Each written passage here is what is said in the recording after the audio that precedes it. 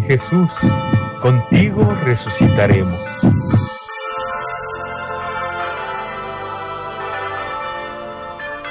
El Señor esté con vosotros.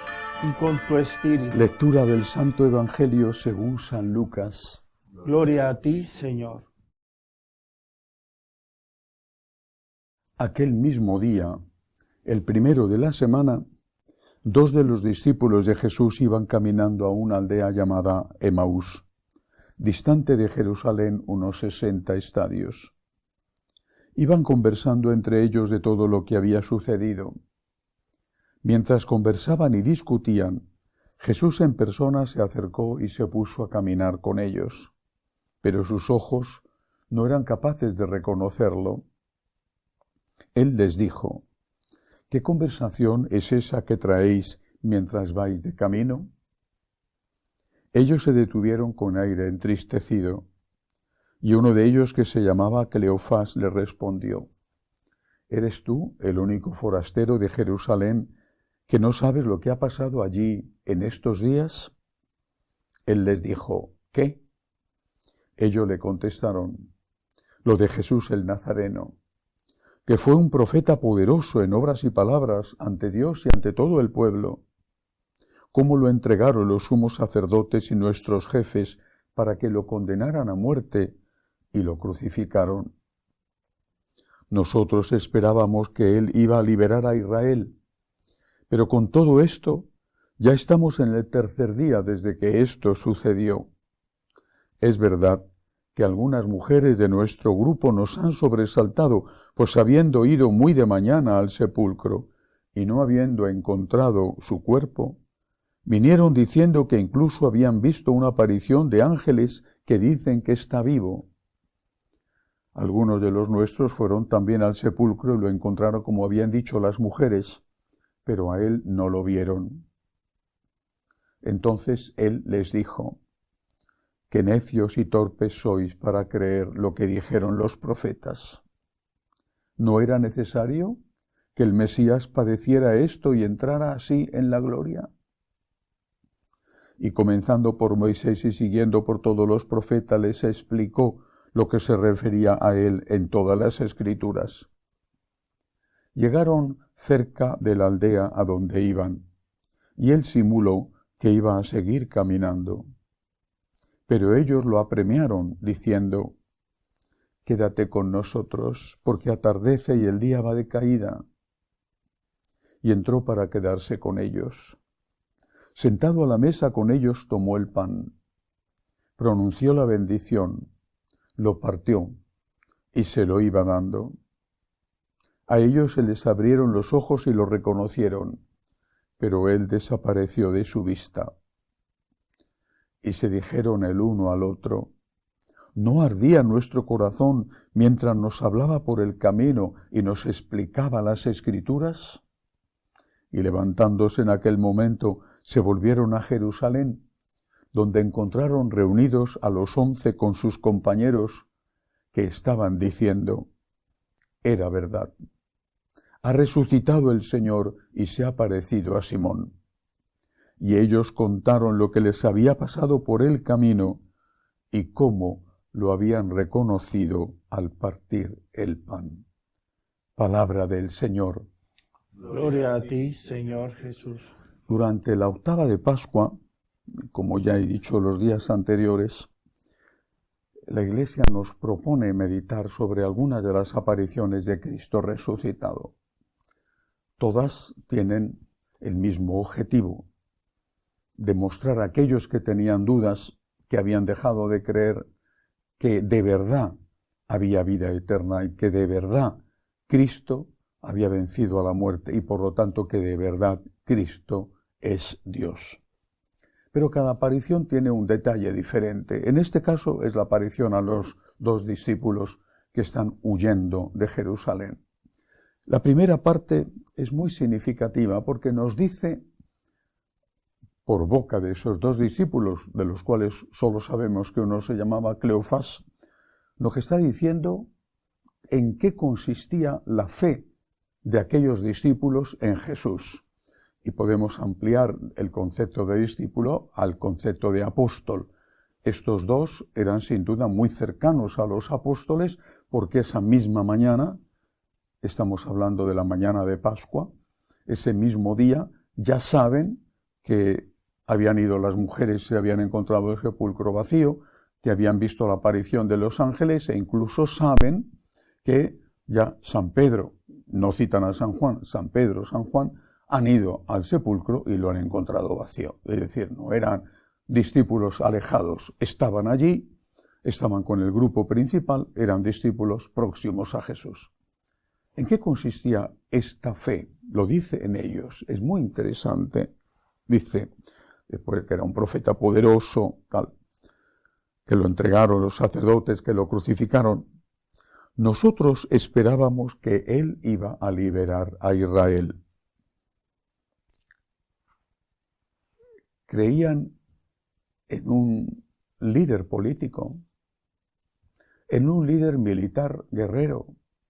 No hay que olvidar que el deseo de independencia de Roma estuvo siempre presente y que 40 años después, menos de 40 años, Jerusalén fue destruida en una guerra contra los romanos en el año 70. La rebelión contra los romanos empieza más o menos 30 años después de la muerte de Jesús.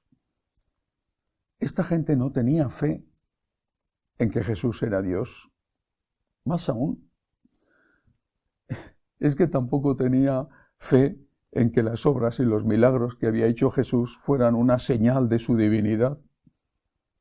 Dice que era un profeta poderoso en obras y palabras. Profeta. Esa es la definición. Un líder, un caudillo. En la historia de Israel, antes de la llegada de la monarquía, había habido la figura del juez. El juez no era el que dictaba sentencia en un conflicto. El juez era una especie de caudillo que en momentos de gran necesidad, sobre todo en la lucha contra los filisteos que estaban en la costa, aunaba al pueblo, dirigía las tropas y se enfrentaba con el enemigo. Pensaban en eso. Un juez, un caudillo militar, aunque le llamaran profeta. Dicho de otra forma, ¿qué esperas tú de Jesús? ¿Esperas que te resuelvan los problemas? ¿Esperas que por tener fe, teóricamente, ya no vas a enfermar? ¿No vas a morir? ¿No vas a tener ningún tipo de sufrimiento en esta vida? Porque esa falsa fe, o esa fe en un Dios que no es Jesús, esa fe en un Dios que en el fondo es tu servidor, y tú te has convertido en el Dios de Dios, esa falsa fe va a entrar en crisis en cuanto tengas un problema. Y en cuanto tengas un problema pequeñito, a veces nada. Los niños lloran porque han perdido un juguete. O cuando tengas un problema realmente grave, vas a entrar en crisis y vas a empezar a decir, ¿por qué permite Dios esto? Si yo soy bueno. Anda, que decir que tú eres bueno, pero te lo crees. Yo soy bueno. Yo no merezco esto. ¿Y Jesús crucificado no era bueno? ¿Es que acaso no era mejor que tú? ¿O tú eres mejor que Cristo incluso? Y entonces vas a revolverte contra ese Dios que tiene la osadía, el atrevimiento, la impertinencia de desobedecerte a ti, que eres el superdios. Esto es lo que hay ahí detrás. Te has hecho una imagen falsa de Dios. Estás adorando a un ídolo que tú te has construido. ¿Cuántas veces he escuchado esto en mi vida sacerdotal? Estoy en crisis porque tengo un problema.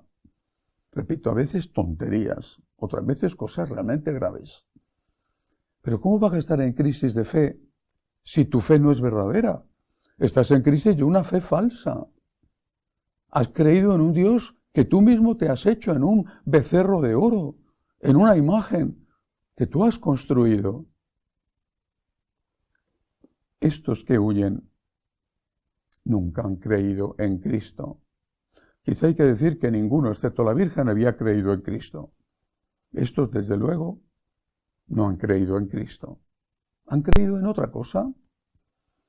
En un Mesías libertador, en un Mesías guerrero, en un juez del Antiguo Testamento, en alguien que con un chasquido de sus dedos hacía que las espadas y las lanzas de los romanos se convirtieran en lirios. Qué fácil vencer así y matar a todos los enemigos, porque eso es lo que se hace en una guerra, ¿no? Jesús es otra cosa. Puedes creer o no creer en Jesús, pero lo que no puedes es hacerte un Dios a tu medida y a tu acomodo, y considerarte tú un super Dios por encima de Dios y Dios a tu servicio para que haga lo que tú le pides.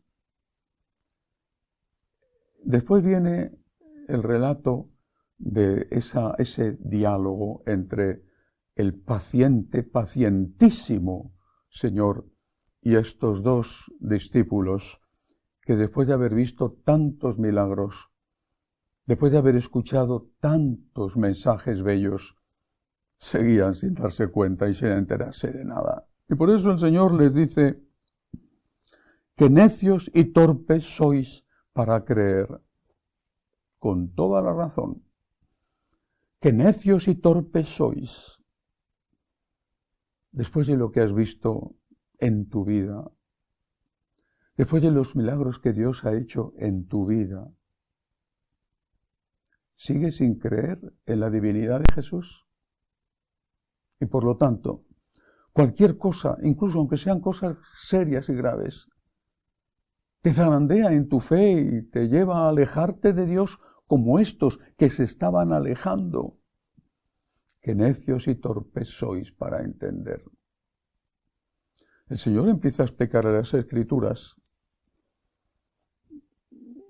después les parte el pan, y en ese momento, en la acción de gracias, después de la consagración, Él desaparece. Ante este nuevo milagro, ellos reaccionan y se dicen, ¿es que acaso no ardía nuestro corazón cuando nos explicaba las Escrituras? Cuando estás con Jesús, cuando comulgas, quizá no todas las veces, pero sí muchas veces, ¿no arde tu corazón? ¿No ha habido tantos momentos en tu vida en que te sentías tocando el cielo, viviendo en el cielo, estando aún aquí en la tierra? ¿No es suficiente? ¿Te tienen que llevar siempre en los brazos?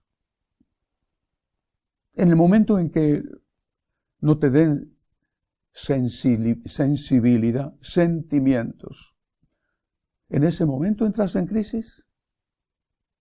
En el momento en que no cumpla Dios tus deseos, ¿entras en crisis? Qué necios y torpes sois para entender.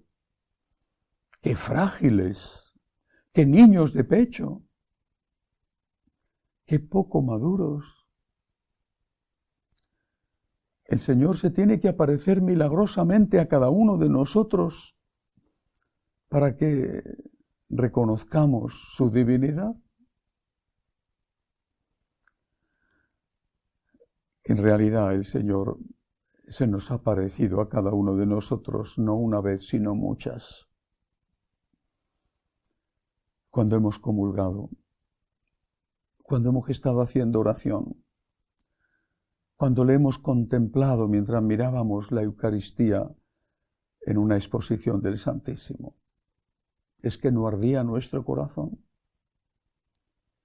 ¿Es que no estaba lleno de paz? ¿Es que no sentíamos aquello de Pedro en el Tabor, hagamos 3 tiendas? Pero esos momentos de luz se nos han dado para los momentos de oscuridad. Cristo es Dios. Cristo ha resucitado. Hay vida eterna. Nuestros pecados están perdonados cuando nos arrepentimos. Demos gracias a Dios y no dudemos nunca más de su divinidad. Que así sea.